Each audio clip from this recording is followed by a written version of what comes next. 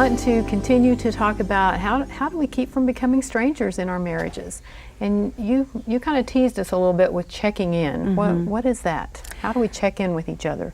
Well, this is an exercise I developed years and years ago for my counseling practice, and then I took it home and said, you know, we should probably be doing this since I'm using it as a prescription. Well, how often does that happen? Exactly.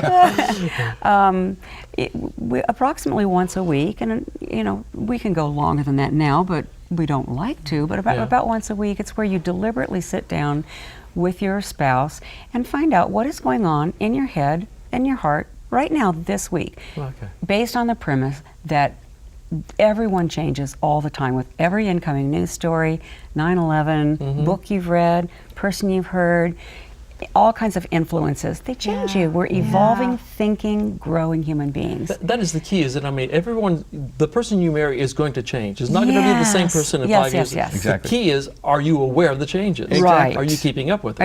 Are you planning on getting in touch with them once every 10 years? Because you might be a little shocked by the time you do that. So the idea is to check in and really ask some very deliberate questions.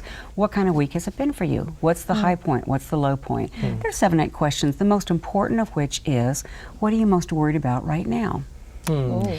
Usually what the other person is most worried about right now, they haven't even thought about how to articulate it yet. So if you're sitting there saying, I'm all ears, I got nowhere to go, I just put a pot of coffee on, we got a half hour, and I'd really like to know whatever you're thinking, that gives the other person a chance to maybe articulate something that's just kind of been brewing a little bit, simmering.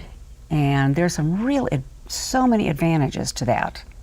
Nobody ever tells couples to do that, do they? No, it's supposed to be happily ever Automatic. after. But it often takes some what a myth. setting the stage. You know, the kids maybe need to be somewhere else. It might be, you know, get rid of the dog, check the phone, no phones, no computers on.